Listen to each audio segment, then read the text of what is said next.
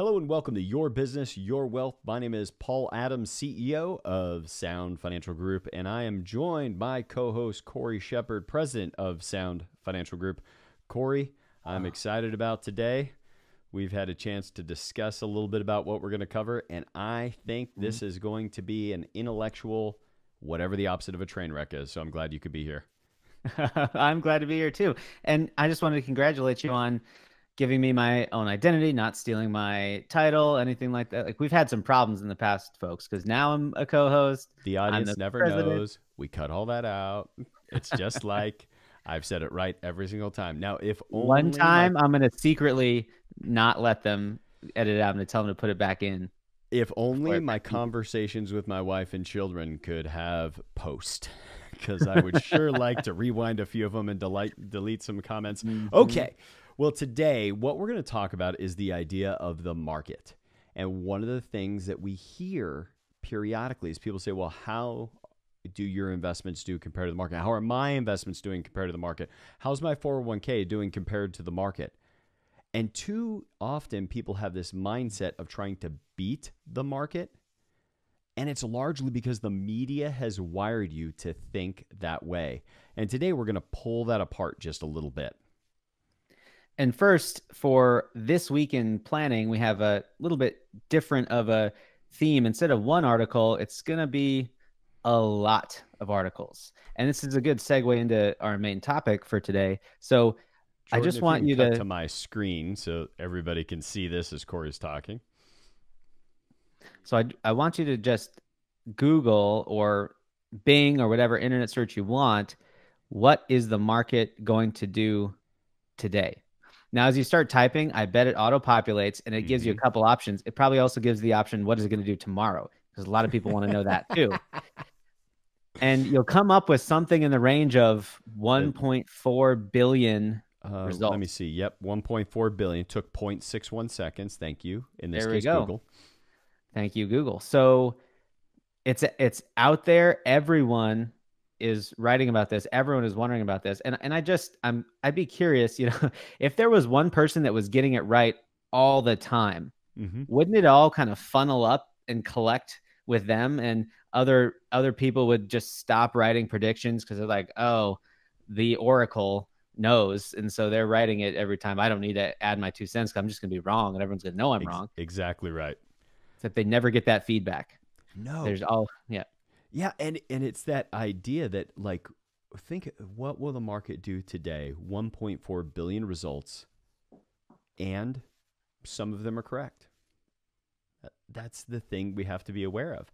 Is periodically, these people are going to come out, and they're going to say, oh, look at all the times I was correct. There were 1.4 billion predictions just for today.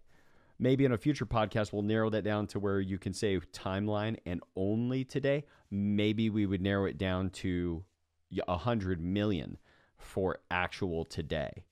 Right. But that doesn't matter because somebody's going to be correct. And with that many people being able to be chosen from, many, many, many people are going to be correct many, many, many days in a row. Statistics say that should happen. And yet, most of the time, in fact, all of the time, there's no way to know who would have done well or whose selections would have done well in advance, which is where it takes us for today.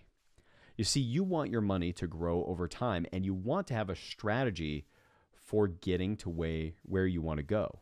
But the problem is, it doesn't matter what other people are doing or getting. It's back to something that's now traveling social media a little bit that we said on a prior podcast, which is comparison. It's the comparison trap. Comparison is the thief of all joy. Now, we teach that to our children, but we oftentimes forget. Why? Because somebody mentions it at the cocktail party, and a little bit of us goes, ooh, are we not doing as well? Or somebody mentions it on the news that some market went really well, and we go, oh, we missed out on that. Or your brother or sister or neighbor or your stepfather, whoever, got something cool, and it's like, oh, should I be doing that too? Well, many of you had a chance to meet Jeff Miller on episode 139, who works here at our firm, The Millionaire Next Door. And me and my family had a chance to watch his dog this weekend. He and his wife went down to Texas to actually go to a memorial.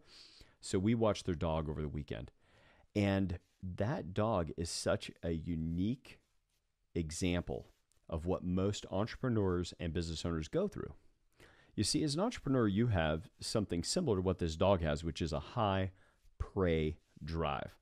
You have this wiring to find opportunity, to chase opportunity, to get after things because it looks like it's going to be good once you catch it. Well, as an example, Riley didn't have to be walked at all this trip because she must have done 100 miles a day going back and forth as the squirrels teased her from the fence. And it didn't matter that one squirrel she was almost up to and then another one run by and she would just go after that one. Well, my daughters were in the backyard and one of them took a peek around the fence and saw some bunny rabbits, like some baby rabbits, in the front in the cul-de-sac.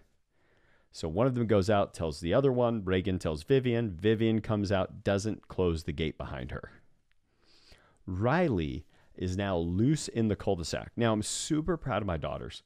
One of them stayed locked on Riley, knew where she was.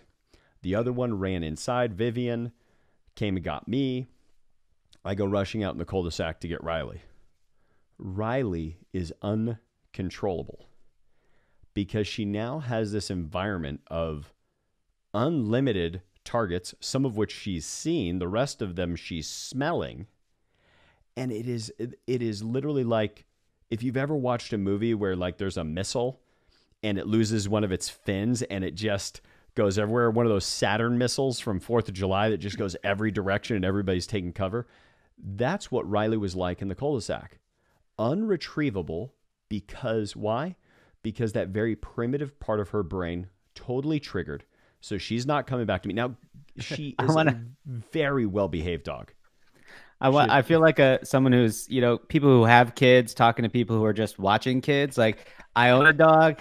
I mean, you've owned dogs in the past. I would say entrepreneurs are unique, but Riley's not a unique example. As like my dog Kubo here in Chicago, I running with him this morning. There's so many dang rabbits. I'm trying to train this guy to be good on the leash, but if there's a rabbit anywhere in sight, and these rabbits don't move. They know that we're not going to let the dogs get them. So they just sit there, and I can't. So tempting. Oh my gosh. Well, what a great example. What is it that limits Kubo from running out into traffic? What stops him from just going absolutely roughshod? We got a leash and a nice collar that sends some feedback to him to say, no, that's not okay. And think about that is framing. That's what we're going to spend our time on today, is that you need to build framing to keep you from inappropriate action. You're already a successful business owner, entrepreneur. You have a prey drive that's going to have you look for and potentially find opportunities, many of which won't work, especially when it's like market timing, the market's too high, I don't know what the market's going to do. All of that stuff is constantly bombarding us. But if we don't have our own leash, if we go unleashed and chase every opportunity, odds are it's not going to work out well when it comes to our long-term financial ambition. And even if one of them works splendidly well, like you get something that just takes off and some investment you made 30 million. Guess what you need as soon as the 30 million hits your balance sheet? You need an actual disciplined strategy, because otherwise it's hitting the lotto and then just playing the lotto as your next investment. Like, I like to tell clients we need a plan before it lands. Like the plan needs to be there before the money hits, because like Kubo, even with the leash, the feedback, the strategy as a guideline, he can get so drawn to the rabbit that it doesn't do anything. I mean, it's designed to tighten up when he pulls so that he gets some feedback, but he won't hear anything else in the midst of that huge surge. So we've got to have that strategy ahead of the lotto coming, ahead of that money landing. Otherwise, it might be too late.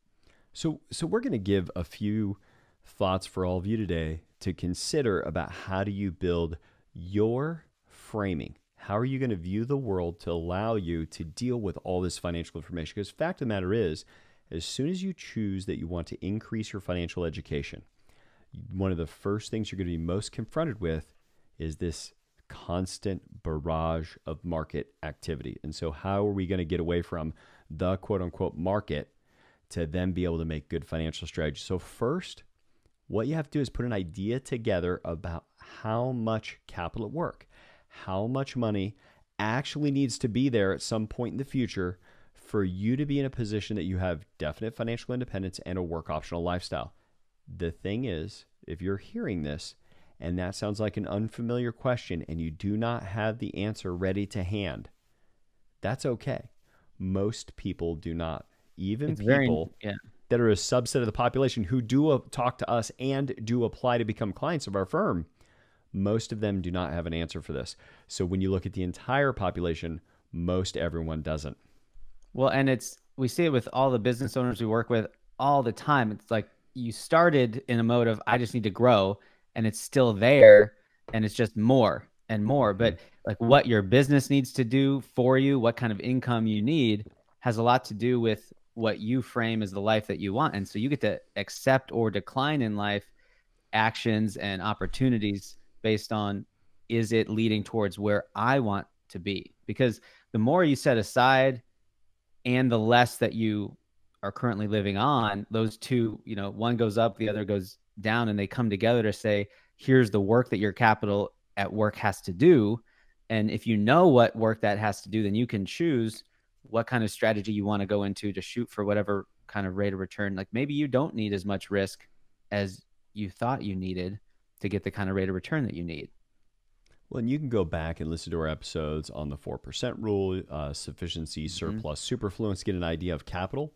But the easy calculation is you can take a 4% distribution. Take the amount of income you want, divide it by 0.04, and you'll get a sense of how much capital at work is required. But then you have to think, oh, I've already got 2 million, let's say, or 1 million or 500,000, and now I'm adding X amount per year. What's my ramp look like? What's that going to grow to? And get an idea of what it's going to take for you to get to where you want to go. If you don't have a way to solve that or a way to do that math now, reach out to us.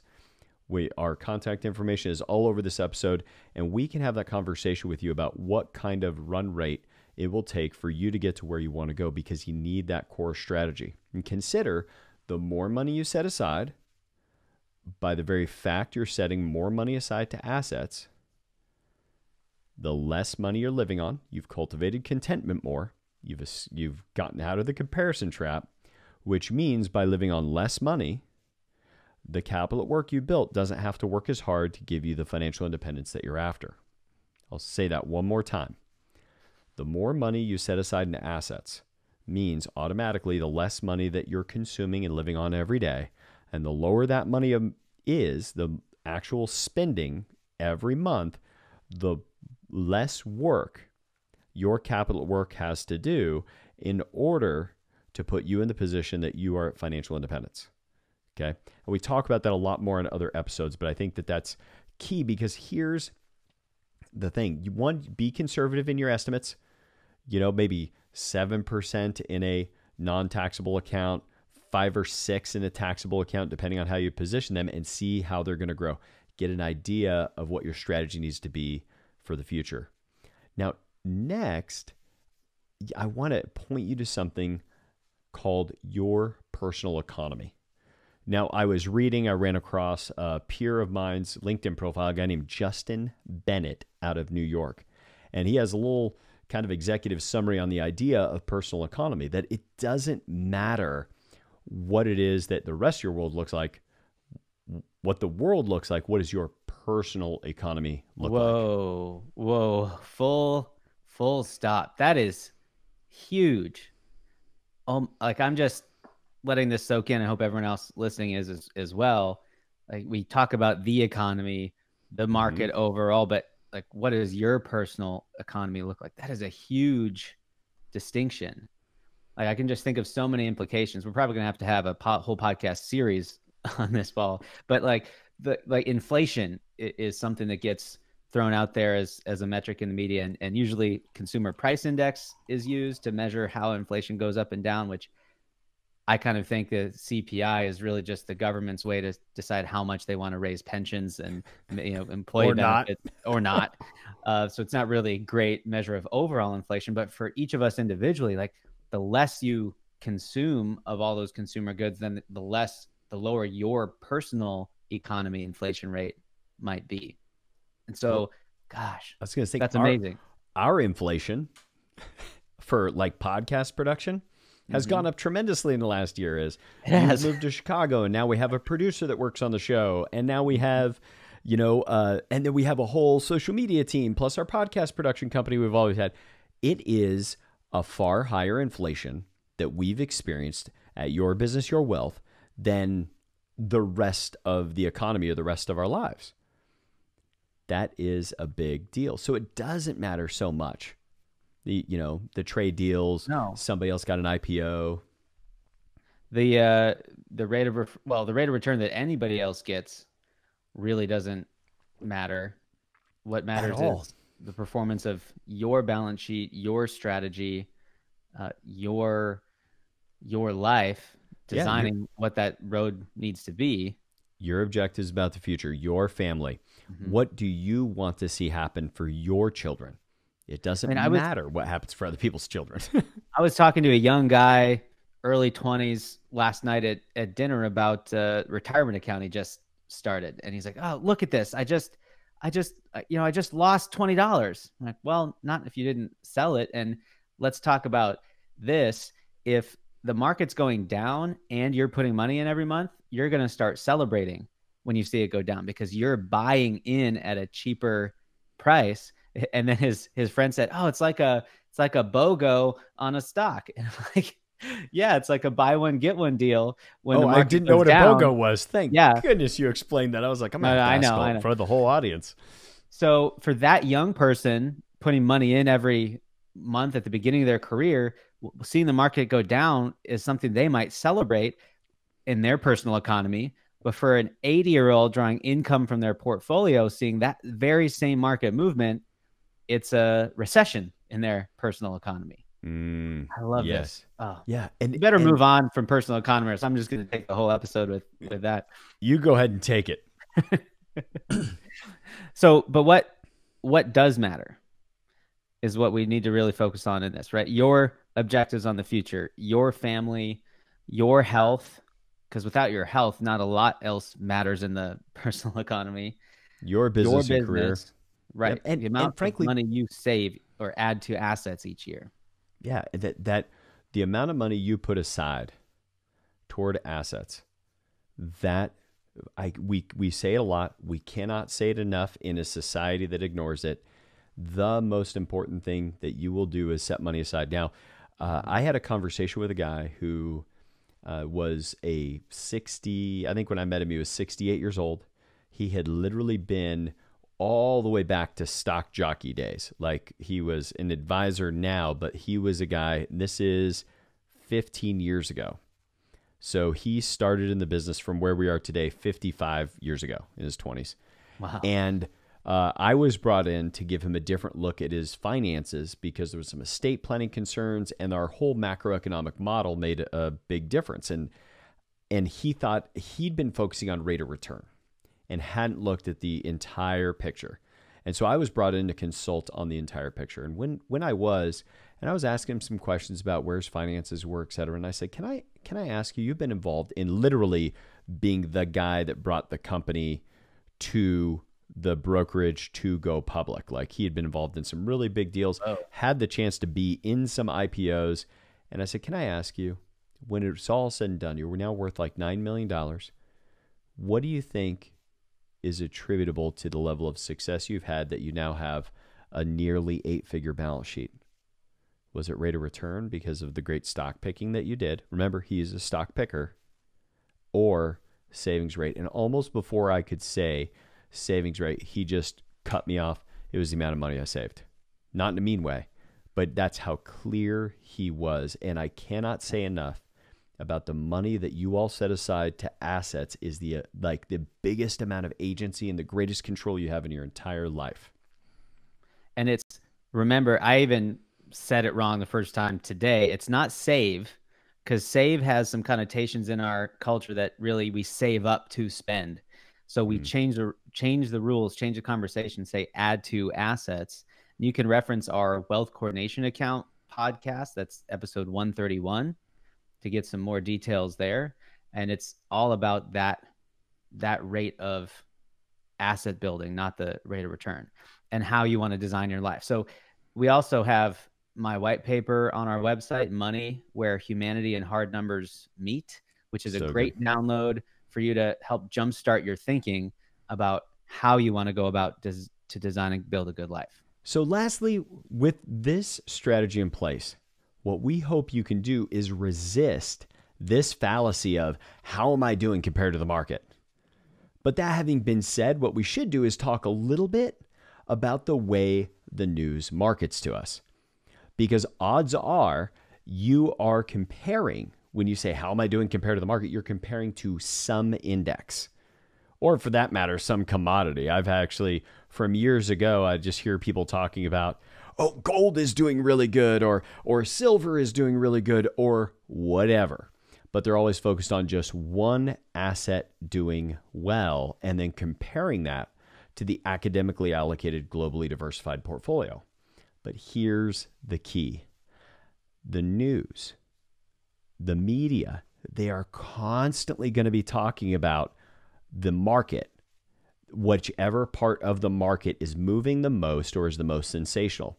There's an old saying in news media that if it bleeds, it leads. It's similar when it comes to the market. If the market is climbing and it's killing it, then they're going to be pointing to that. And if something is falling and is really dramatic, they're going to point to that, no matter how small it is. Remember Greece, when Greece was this huge train wreck and people are protesting in the street? It didn't matter. It didn't matter because Greece is such an unbelievably small part of the world economy. But the more sensational it could be, the more maybe this is going to lead to the end of, like, whatever, the end of the world, the end of oil, the end of dollar-based security. It didn't matter. It just led with, it's all some kind of huge problem. And why do they do that? Why do they do that? They're either going to say some part of the market's doing really well or some part of the market's doing really bad, because they need to appeal to the most primitive part of our brains. They're trying to appeal to the fact that, like, the saber-toothed tiger is going to come out and get me. And I don't have time to think. I need to run and move right now. Because if they can trigger that part of your brain, you're more likely to A, stick through the commercial break, and B, transact with the people who have the commercials. So that's one part of that primitive brain they're trying to get to. The other part they're trying to get to is what we'd commonly refer to as greed, but it's really just survival. Like, look at all these apples on these trees. I just walked into an area as a tribe of people, wandering the wilderness, and there's all these apples. I need to sit right here, and we need to eat all of these apples as soon as we can, because if we don't, they're going to rot and go away, or the birds are going to get them. So we need to stay right here and eat as many as possible. And there's they really will spoil if I don't. Two variations of that, right? The this is going to be amazing, I got to run towards it right now, or area is going to dive down, I need to get out of the market right now. Exactly right. And this is why there's a big open secret. If you look at the presidential elections, right, it is a totally open secret that ratings go through the roof. News organizations make more money in this window we're about to go into than ever. And oh, by the way, have you noticed that whatever news outlet you happen to listen to, they are saying consistently and predictably that it's the other side that's the saber-toothed tiger.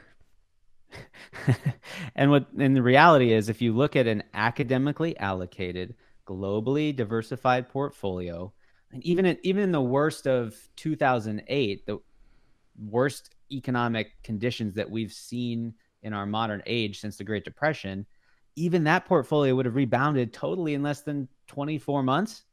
Absolutely. Absolutely. And so in closing, here's what we want you guys to get from this session. Number one, when you've grown your business and then sold your business, you're going to retire. You're going to be in your old age. You're going to have your financial independence. You're going to have your work optional lifestyle. And when you do, it's not going to be the economy you live on. It's not going to be the market. whichever one the news media happens to be pointing to at the time. It's going to be your balance sheet.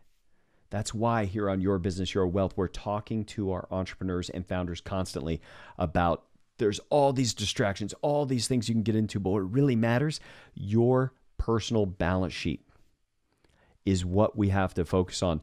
The business's job is to build that balance sheet. Your job is to build your business. But if you're not also intentional about building your personal balance sheet, it won't matter how successful the business is.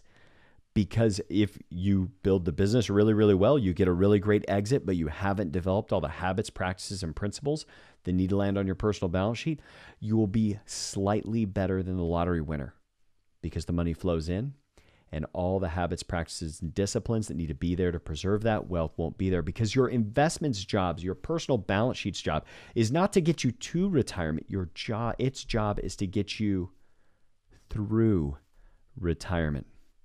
You see, even if you're listening to this and you're 60 years old right now and you're near the end of your career, you're thinking about selling your business, it doesn't matter because if you have good health and you continue to take good care of your health and you're in the upper echelon of net worth and assets, I've got news for you. You're going to make it like another 30 years. That does not mean you have some short investment time horizon because you're likely to live out into your 90s, even if retirement is right around the corner today. So we sure do appreciate you being here with us today and digging into this topic with us.